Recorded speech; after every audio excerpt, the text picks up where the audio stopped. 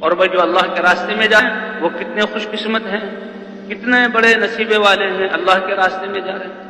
حضور صلی اللہ علیہ وسلم نے ایک لشکر کو روانہ فرمایا، رات کا وقت تھا، صحابہ کرام نے عرض کیا، اے اللہ کے رسول، کیا یہ رات ہم اپنے گھروں میں گزار لیں؟ حضور صلی اللہ علیہ وسلم نے محسوس کیا، فرمایا کیا تم اس بات پر راضی نہیں کہ تمہاری یہ رات بھی جنت کے باغوں میں سے کسی باغ میں گزرے؟ صحابہ سمجھ گئے اور رات ہی کو اللہ کے راستے میں چلے۔ عبداللہ بن رواحہ رضی اللہ تعالی عنہ لشکر کو تیار کیا، جمعے کا دن تھا، حضور صلی اللہ علیہ وسلم نے ہدایت دی، روانہ کیا اور ہدایت دی کہ یہ زید بن حارثہ شہید ہو جائیں تو جعفر بن ابی طالب وہ شہید ہو جائیں تو عبداللہ بن رواحہ، اور فجر کے بعد جماعت جا رہی ہے۔ عبداللہ بن رواحہ کے دل میں یہ آ گیا، جمعے کا دن ہے، سفر بھی گھوڑوں اور اونٹوں پر یا خچروں پر ہے، میرے پاس تیز سواری ہے، کیوں نہ میں مسجد نبوی میں ٹھہر جاؤں اور حضور کے پیچھے جمعہ پڑھ کر جاؤں، کیونکہ شہادت کی خوشخبری ملی ہے، دل میں کوئی ذرہ برابر فکر نہیں، فخر ہے اور خوشی ہے کہ شہید ہو جاؤں، لیکن حضور کے پیچھے جمعہ۔ اور جب حضور صلی اللہ علیہ وسلم نے جمعے کی نماز پڑھی اور دیکھا، اے ابن رواحہ تم پیچھے کیوں رہ گئے؟ تو عرض کیا، لِأُجَمِّعَ مَعَكَ یا رسول اللہ، اے اللہ کے رسول، یہ جمعہ میرے یہاں مدینے میں یہ آخری جمعہ ہے، آپ کے پیچھے جمعہ پڑھ کر جاؤں۔ اب اس میں حضور کی عقیدت اور محبت، آپ کے پیچھے جمعہ پڑھنا اور مسجد نبوی کی عقیدت کتنی زیادہ ہے۔ اللہ کے رسول نے پوچھا تمہارے ساتھی کتنا آگے چلے گئے؟ اللہ کے رسول آدھا دن تو ہے اور سواری تیار ہے، سواری کو ذرا تیز دوڑاؤں گا، شام تک پہنچ جاؤں گا۔ انہوں نے تو آدھے دن کی مسافت کو طے کیا ہے۔ حضور صلی اللہ علیہ وسلم نے فرمایا، لو انفقت ما فی الارض جميعا ما ادرکت غدوته۔ اے عبداللہ بن رواحہ مسجد نبوی میں ٹھہرے، میں تجھے دیکھا، میرے پیچھے نماز پڑھی، خطبہ اور میری دعا میں شریک ہوئے، ان اعمال کا ثواب تمہیں مل گیا۔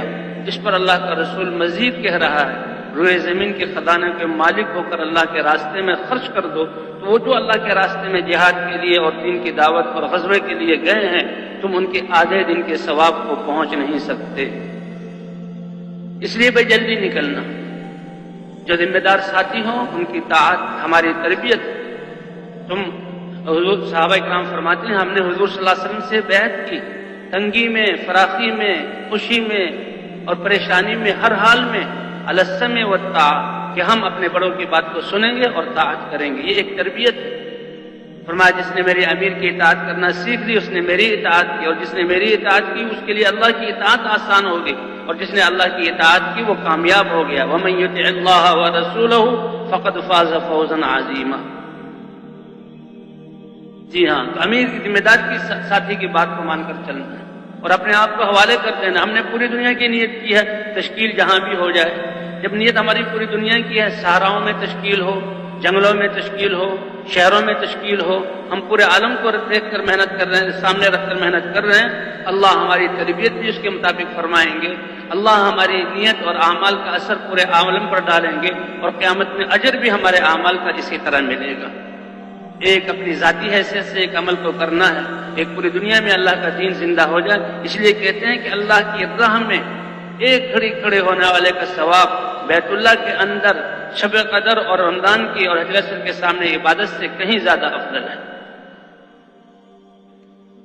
تو اس لیے بھائی ساتھیوں کا آپس میں جڑنا اور اپنے آپ کو حوالے کر دینا، جہاں کی تشکیل ہو وہاں کے حالات معلوم کر لیں، کیونکہ ہم سیر سپاٹے کے لیے نہیں جا رہے، ہم تو اپنی تربیت کے لیے، حضور صلی اللہ علیہ وسلم کے اعمال کے لیے، اور ہماری تربیت کے ساتھ ساتھ یہ ایک ایسا عظیم عمل ہے، سیکھنے والے اپنے اندر صفات پیدا کر رہے ہیں اور دعوت دے رہے ہیں، تعلیم کے حلقوں میں بیٹھ رہے ہیں، تو جن میں محنت ہو رہی ہے وہ بھی اثر لے رہے ہیں اور وہ ان کو بھی ہدایت مل رہی ہے۔ ایسا اللہ نے عمل عطا فرمایا کہ کام کرنے والے سیکھ رہے ہیں، ان کی بھی اصلاح اور تربیت، اور جہاں جن کے پاس جا رہے ہیں، جن میں محنت کر رہے ہیں، ان کی بھی اصلاح اور تربیت۔ اس لیے بھائی ہم نے جو ہے امیر کی اطاعت کرنی ہے، امیر کی مان کر چلنا، مساجد کو لازم پکڑنا ہے، تو جمع ہو جائیں اور جمع ہو کر وہاں کے کیا حالات ہیں، ہم دین کی محنت کو زندہ کرنے کے لیے، دین اور دینی سطح، دین کی محنت کی سطح کیا ہے، پھر ابھی سے ان کے لیے دعائیں کرنا اور فکر کرنا۔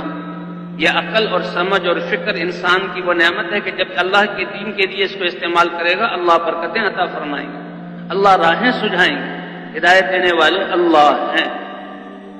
اور بھائی اگر ہمارے ساتھ کوئی عام سے دیہات کے لوگ ہیں یا بیرون ملک کے ساتھی ہیں تو پرچے پر پورا پتہ لکھ کر ان کو دے دیں کہ سفر میں کہیں اترتے ہیں کچھ آگے پیچھے ہو جائیں تو ان کے پاس پتہ ہو کہ بھی فلاں جگہ جانا ہے. اور بھائی انتظام کے اعتبار سے جو ہے سفر کا خرچہ، کیونکہ ہم جو لوگوں کے پاس ہے اس سے استغنا، ان کی طرف ہماری نظر نہ ہو، ہماری جان لگے ہمارا مال. وجاہدوا باموالکم وانفسکم، مال بھی لگاؤ اور جان بھی لگاؤ. صحابہ کے پاس مال زیادہ نہیں تھا، وہ تو بیچارے فقر و فاقے والے تھے، لیکن جو کچھ تھا وہ لگایا.